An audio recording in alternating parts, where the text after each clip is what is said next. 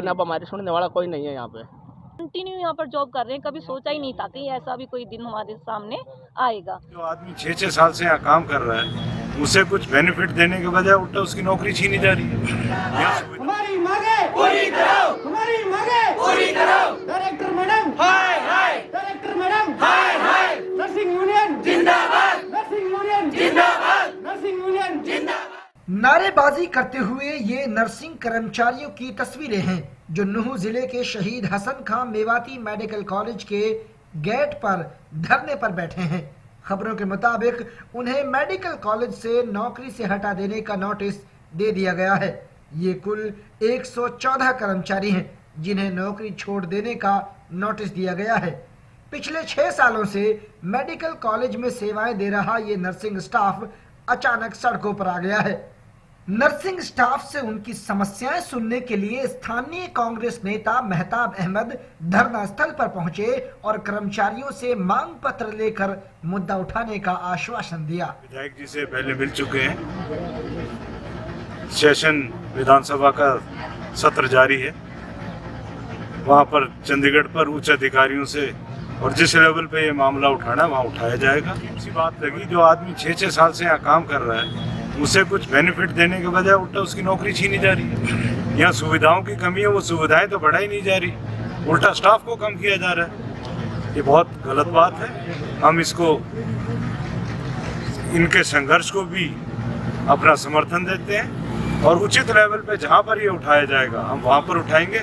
अगर नहीं माना जाएगा तो जो भी ये संघर्ष करेंगे, मेवात की जनता इनका साथ देंगे। नर्सिंग कर्मचारियों के हटाए जाने को लेकर इस संबंध में जब शहीद हसन खां मेडिकल कॉलेज की डायरेक्टर और मेडिकल सुपरिंटेंडेंट से बात करने की कोशिश की गई तो अस्पताल प्रशासन ने कैमरे पर कुछ भी कहने से इनकार कर दिया। हमारी मांगे पूरी करो, हमारी मांगे पूरी करो। क्या है इनकी मांगे, क्यों धरने पर बैठे हैं ये कर्मचारी, मेवात टाइम्स की टीम ने ग्राउंड जीरो से जानने की कोशिश की है। स्वागत है आपका मेवात टाइम्स में। इस वक्त हम मौजूद हैं शहीद हसन खां मेवाती मेडिकल कॉलेज में और यहाँ बाहर अनिश्चितकालीन धरना प्रदर्शन चल रहा है। कर्मचारियों का जो नर्सिंग स्टाफ है उन पर गाज गिरी है। कई सारे सैकड़ों कर्मचारियों को बाहर किया गया है।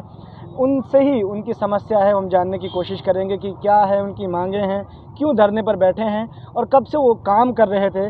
आखिर इतनी बड़ी तादाद जो 114 कर्मचारियों को बाहर किया गया है या बाहर करने का नोटिस दिया गया है, वो क्यों किया गया है और वो खला जो है वो किस तरीके से पूरा होगा, किस तरह की समस्याएं हैं, हम जानने की कोशिश करेंगे। क्या नाम है भाई साहब आप? मेरा नाम शीशराम है जी।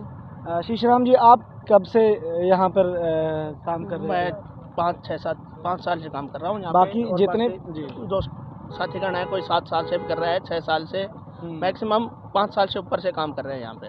ठीक, हाँ जी। तो कितने कर्मचारियों को बाहर किया गया है? यहाँ पे 114 कर्मचारी हैं जी हम, जिनके ऊपर ये मैं थोड़ा सा शुरू से जानना चाहूँगा कि असल मामला क्या है, क्यों आपको हटाया गया है आप सबको और फिर आप धरने पर बैठे हैं। अभी क्या सिचुएशन है, क्या स्टेटस है कि मांगे मानी जा रही हैं, नहीं मानी जा रही हैं, या अभी जो रुख है सरकार का वो बिल्कुल ऐसा है कि आपको जो निराश कर रहा हो? जी, सरकार की तरफ से तो अभी तक कोई ऐसा फैसला आश्वासन नहीं मिला है कि हाँ कि आपको रखा जाए।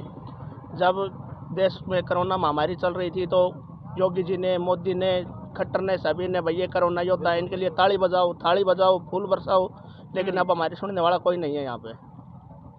भाई हम भी थे, हमने यहाँ पे खूब अपनी ईमानदारी से सेवाएं दी, लेकिन अब कोई तो सुने हमारी।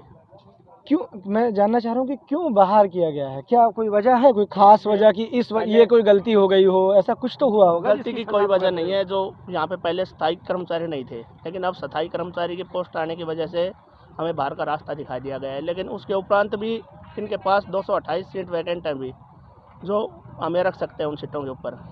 अच्छा, आप ये कहना चाह रहे हैं कि नर्सिंग के लिए इस अस्पताल के अंदर 286 पोस्ट हैं जो वैकेंट हैं, मतलब उनके अलावा जो स्थायी हुए हैं उसके बाद भी यहाँ है जगह? 28 पोस्ट बची हुई हैं अभी।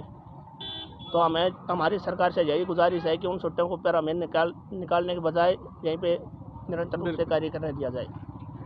आपका क्या नाम है जी? शाकिर। शाकिर जी, किस तरह से अचानक ये धचका लगा है और अब वो जो आपकी ज़िंदगी जो मामूल पर चल रही थी वो अचानक कैसे पटरी से उतरी है, वो मैं उस पीछे की कहानी को जानने की कोशिश कर रहा हूँ। 4 तारीख को अचानक 4 तारीख को कोई इन्फॉर्मेशन नहीं थी पहले, या 4 तारीख को दिया कि तुम लोग बाहर जाओ। अभी तो रेगुलर भी ज्वाइनिंग ना हुई, पहले ही मैंने निकाल दिया। आपका क्या नाम है? मनोज कुमार देव। जैसा अभी भाई ने बताया कि जो स्थाई जो पोस्ट थी वो बराबर एक तरीके से अभी वो काम पे भी नहीं आए हैं, उससे पहले ही आप लोगों को? नहीं, अभी निकाला नहीं है, हमें नोटिस जारी किया गया है। ओके। हमारे चिकित्सा अधीक्षक द्वारा हमारी BSS एक कंपनी है जिसके थ्रू हम काम कर रहे हैं, जिसमें से 114 कर्मचारी काम कर रहे हैं, नर्सिंग स्टाफ, जिसमें मेल और फीमेल दोनों हैं, और ये पिछले 5-6 साल से काम कर रहे हैं। और अचानक से 4/3/2021 को उन्होंने एक नोटिस दिया हमारी कंपनी को। इनको नोटिस में ये लिखा गया है कि जैसे ही हमारी नियमित भर्ती 192 पोस्ट की भर्ती कंप्लीट होगी, उस दौरान 114 कर्मचारियों को हम बिना सूचना दिए निकाल दिए। इस नोटिस के हिसाब से मतलब क्या होगा कि बाहर कर दिया जाएगा, या ये कि कहीं दूसरी जगह काम करने का मौका मिलेगा, या क्या होगा? मतलब इसके बाद कैसी तस्वीर आपके दिमाग में उभर रही है? तस्वीर अब जैसे उम्र के हिसाब से देखे जाए तो हमारे करीबन 15 से 20 स्टाफ ऐसे हैं जो 38 के अबो हैं, और अगर वो ये देखा जाए उन लोगों की तरफ, उन साथियों की तरफ देखा जाए तो उनकी गुजर बसर इसी मेडिकल कॉलेज के सहारे अपने घर और परिवार का भरण पोषण कर रहे थे, बच्चों को यहाँ शिक्षा दिलवा रहे थे, उनके सारे जीवन के ऊपर बहुत ज़्यादा गहरा प्रभाव पड़ेगा। कुछ फीमेल कर्मचारी भी हैं, उनसे भी हम बात करने की कोशिश करेंगे। आप मुझे थोड़ी सी जगह दे दीजिए। क्या नाम है आप? मीनू। मीनू जी, बताइए कि आप फीमेल हैं और काम कर रही हैं यहाँ पिछले 5-6 सालों से, अचानक ये नोटिस आया, उसके बाद किस तरीके से प्रभाव पड़ा है आपकी ज़िंदगी की? हम फीमेल हैं, हम यहाँ मेवात से ही हैं, लोकल गांवों से। जब हमने पढ़ाई करी थी उस टाइम ये कॉलेज खुला ही था, तो हमें मेवात डेवलपमेंट ने ही पढ़ाया था, क्यों मेवात की लड़कियां वैसे पढ़ती नहीं है, डर के मारे वो घरों से बाहर नहीं निकलती। इन लोगों ने एक स्कीम चलाई थी कि मेवात की लड़कियों को आगे निकाला जाए, इनको कुछ सिखाया जाए, आगे बढ़ाया जाए।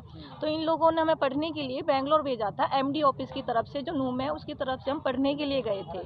इसी कॉलेज की ही वजह से गए थे कि हमारे घर में कुछ हम अपने घर वालों को सुविधा देंगे, कुछ हमें भी फैसिलिटी मिलेंगे। अब हमारे साथ हम 5 जब सब कुछ ठीक चलने लगा तो अचानक ही है? तो अचानक एक साथ, मतलब हम 6 सालों से कंटिन्यू यहाँ पर जॉब कर रहे हैं, कभी सोचा ही नहीं था कि ऐसा भी कोई दिन हमारे सामने आएगा। अब यहाँ पर जब वो परमानेंट पोस्ट आ गई है तो उनके देखते हुए हमें बिना किसी गलती के, बिना किसी वजह से एक साथ आउट किया जा रहा है। तो अब ये हमारे सामने इतनी सारी प्रॉब्लम आ रही है कि हमारे बच्चे यहाँ पर पढ़ रहे हैं, हो सकता है कि हमारी बहुत सारी फैमिलियों में हम अकेले ही कमा रहे हैं। बिल्कुल। तो अब हम अपनी फैमिली को आगे कैसे बढ़ाएंगे, अपने बच्चों को कैसे पढ़ाएंगे, फैमिली कैसे चलाएंगे, हमारे सामने बहुत सारी प्रॉब्लम आ रही है। तो मैं चूँकि तकरीबन सबकी समस्या एक ही है, अलग अलग से बात करने से कोई ज़्यादा लाभ होगा नहीं, लेकिन इतनी बात करने के बाद समझ में आ गई है कि जितने भी यहाँ कर्मचारी बैठे हैं, चाहे मेल हों चाहे फीमेल हों, और वो एक ऐसी दुविधा से गुज़र रहे हैं कि जब उन्हें पहले तैयार किया गया, ये कहा गया कि आपकी ज़िंदगी इससे चलेगी, आप पढ़ाई कीजिए, जब पढ़कर बढ़ने लगी लड़कियां तो उसके बाद उन पर ये गाज गिर रही है। तो कहीं ना कहीं इस पर न सिर्फ ये एक प्रभाव पड़ेगा कि इनकी ज़िंदगी जो है वो अस्त व्यस्त हो सकती है, बल्कि इससे ये भी प्रभाव पड़ सकता है कि जो बच्चियां, जो लड़कियां मेवात में आगे बढ़कर पढ़ना चाहती हैं, उनको, उनके उत्साह को, उनके मनोबल पर भी ये एक तरीके से गहरी चोट हो सकती है सरकार की। ये गुजारिश ज़रूर की जा रही है इन तमाम लोगों की तरफ से कि सरकार जो है उनको वापस से काम करने दे, और उन्होंने जो अपनी 6 सालों में जो सेवाएं दी हैं उनका कम से कम ये बदला तो दिया जाए कि इनकी ज़िंदगी जो है वो मामूल पर वैसे ही चलती रहे जैसे पहले चल रही थी। मेवात टाइम्स के लिए नूह से सुफियान सैफ। ये वीडियो अगर आपने फेसबुक पर देखी है तो हमारे पेज को लाइक करें, फॉलो करें। यूट्यूब पर देखी है तो हमारे चैनल को सब्सक्राइब करें, साथ ही बेल आइकन को ज़रूर प्रेस कर दें।